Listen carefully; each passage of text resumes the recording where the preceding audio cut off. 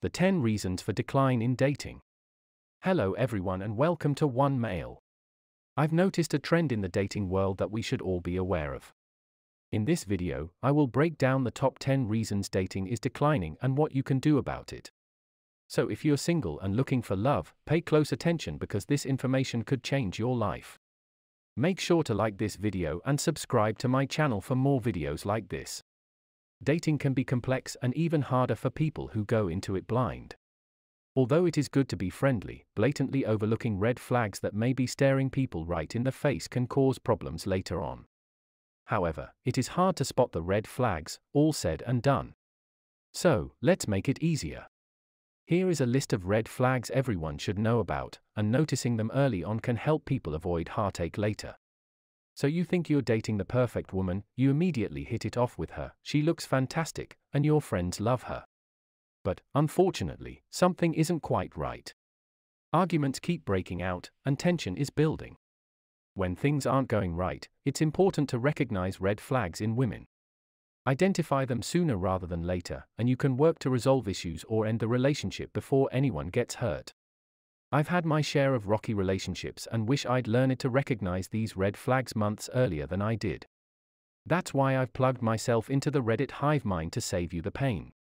I'm sharing the most common red flags men notice, often too late to protect themselves. Korean women are some of the most insidious, cerebral, and controlling women worldwide. I was in megamania my entire life and back in high school. I dated a girl about 2 levels out of my league as a league-proclaimed hippie. She was beautiful, talented, and very charming. She so whipped me from the get-go on the night we started dating. I came home after the first kiss and recorded a selfie video about how I was in heaven and couldn't believe I had kissed an angel. I showed her the video the following day. I can imagine her satisfaction and starvation, knowing my heart was on a platter for her to devour for the next 2 years. But instead, she openly flirted, cared for other guys, and broke up with me because her feelings for her ex-boyfriend returned over winter break. She admitted to accidentally hooking up with another man at a party and breaking up with me. Writing this depresses me, and I'm ashamed of how easily I got trampled on by women. But after watching a few videos, I felt compelled to share this with you and the MGTOW community to remind me of just how powerful and blinding the females are. All my ex-girlfriends cheated on me, but here's what's interesting. I've dated an Indian on a few occasions, as well as a few Korean girls. Korean girls are the only ones that have never actually admitted that they cheated. My most recent relationship was with a Korean girl, and I thought I'd found it in a Walt. She was cute, preoccupied, down-to-earth, puffy, seemingly non-materialistic, and fed my ego with compliments. After about a year of dating her, she revealed her true colors, one layer at a time. She did things like never picking up the phone and calling you back a few minutes later instead of getting wasted at mandatory company functions that lasted late into the night 3 times a week. Flirtatious Facebook messages from her male co-workers on her page started to pop up like a muffin circle on a spider's web. I still couldn't see the truth. The only way I woke up from this mangono coma was after finding out from a friend that she was riding with her co-workers, as well as a few friends of mine from college. I blamed myself for the delusion in my head. She was deceptive and manipulative, but it was just as much about how I didn't want my fantasy to end because we were imperfect. I suspect that even the most toads have blind spots and can prey on the most patient female predators. They study their game for many years and sting them into submission as soon as they discover that blind spot, and the vagina beam is so strong that the guy thinks he has control over it. In his mind, girls keep around gay guys whose friends own manganese to extract insight into the male psyche. I think guys should be doing the same thing by keeping an ugly girl around to smell out females. But, of course, she would have to be ugly and utterly flexible for this to work. Your ex didn't admit to cheating shows me that Asian women are more intelligent and better at covering their tracks than Caucasian and Indian women. As for red flags, the first one is the crazy flag. If a woman starts acting crazy immediately after you start dating her, don't have sex with her. If it's the last thing you do about a month or 2 into dating or a relationship, the woman will start treating you like dog crap because she knows you love her. Ironically, she has to be nice to you until you fall in love with her, but when she realizes you're hooked, she treats you poorly. Sometimes it takes longer than a few months. For example, on our first anniversary, she told me all the bad things I was doing and that I needed to change. Second, women in their 30s are often desperate to get pregnant and willing to have sex as soon as possible to get knocked up with the guy. They are looking for good genes. They are usually irrational and don't want to use condoms. All they seem to care about is getting pregnant. They don't care about SDG condoms or the pill. That is a red flag that you're just a baby factory. Another huge red flag is that a woman in her late 20s was in her 30s with little or no money saved. You're her bailout plan if she doesn't have a financial plan. If that means marrying you or getting pregnant to get child support and alimony, so be it. Women know their only chance for a good lifestyle is to find a man.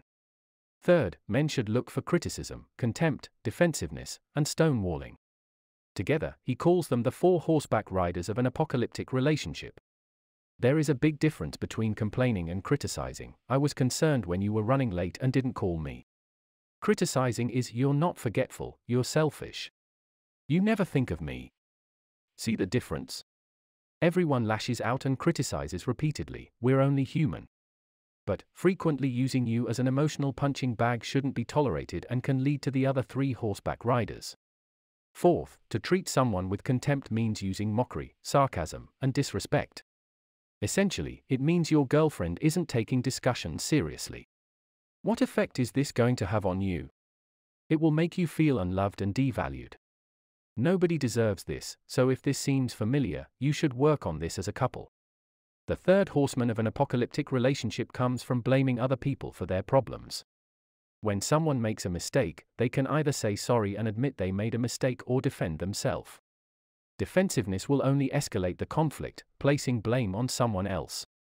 In life, but especially in a relationship, sorry is a golden word. This scenario is a sign for you if your girlfriend won't say it to you and own her mistakes, because nobody is flawless. Fifth, stonewalling is an alternative route to contempt that people in a relationship sometimes take. Instead of your girlfriend not taking a conversation seriously, she refuses to engage. John Gottman says refusing to talk, acting busy, or otherwise evading and refusing to participate with you means your girlfriend is physiologically flooded and is not in a place where she can have a rational discussion. If this sounds familiar, you need to take a break. For some people, it could be as little as 20 minutes to calm down. For others, it could be days or more, in which case you might want to consider if you are committed to the relationship. Sixth, this red flag in women might seem harsh, but it's true. If your girlfriend cannot make themselves happy, they will drain all your willpower and mental energy trying to do it for them. Of course, everyone needs an emotional pick-me-up now and then. But if you are constantly doing that for her, when can she do that for you? One of my most challenging life lessons is to love yourself before you can love someone else. As for number 7, I'm going to come right out and say it, your girlfriend chatting to her ex regularly if they broke up less than 6 months ago is an awful sign. On the other hand, talking to an ex from time to time is okay. I would even argue that a girl blocking every one of her exes is a red flag. But frequent contact with her immediate ex indicates the relationship is not entirely over. You should prepare yourself for the fact that you could end up becoming the rebound boyfriend. Does this one sound familiar? Somehow, nobody has it worse than your girlfriend. Everything is a soap opera, and everyone has a vendetta against her, or so she says. Engaging in unumanship is a contest with no winner. As one Redditor said, if you're sick, she's on her deathbed. You won't feel emotionally supported, which is incredibly important. 8. If you're anything like me, you love to read. Maybe you attend courses at the local college or university to expand your horizons, perhaps you're just a generally curious person. If your girlfriend isn't interested in reading and learning or even looks down on these things, that's a terrible sign. As a quick litmus test, ask a girl on a first date if she is reading a book currently. If she hasn't read any text in the last year, you might want to inquire why that is. Life can be hectic, but a year is a long time. Ultimately, you are the sum of the people you surround yourself with. How can you learn and grow as a person if your girlfriend or wife is not developing alongside you and not encouraging you? 9th, the only way a woman can hide red flags is to be submissive and play dumb or shy. Those women scare me the most because you don't know what's lurking underneath the surface. If she tells you she's nervous, but then you catch her being outgoing, you'll never know what she thinks until you're neck deep in it. Ironically, this is the best and worst woman in a relationship.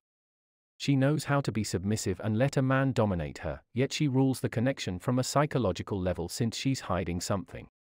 Lastly, having intercourse too soon is another warning indicator. She's a carousel rider. If she wants it before you do, she's trying to lock you in as quickly as possible, or she doesn't have any respect for herself. Still, she is willing to let someone she barely knows into her body.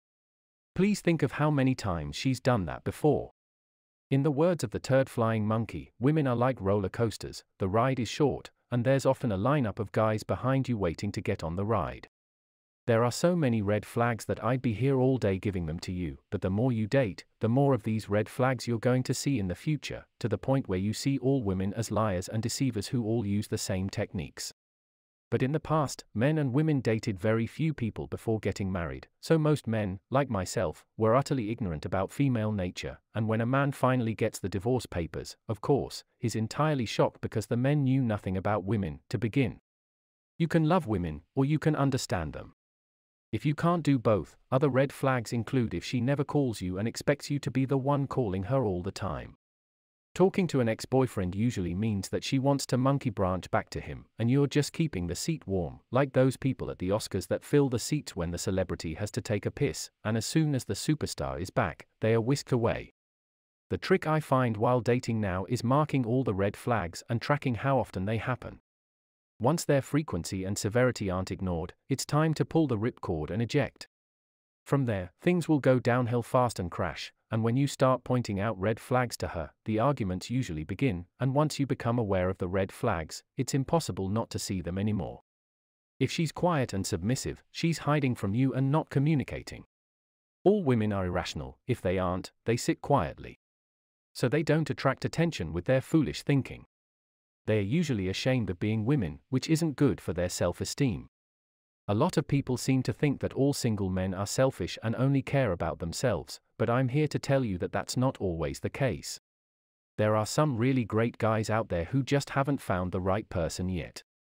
So stay tuned and I'll show you why being single isn't always a bad thing. Check my latest video for more information about this topic. You will surely never feel bad for being single.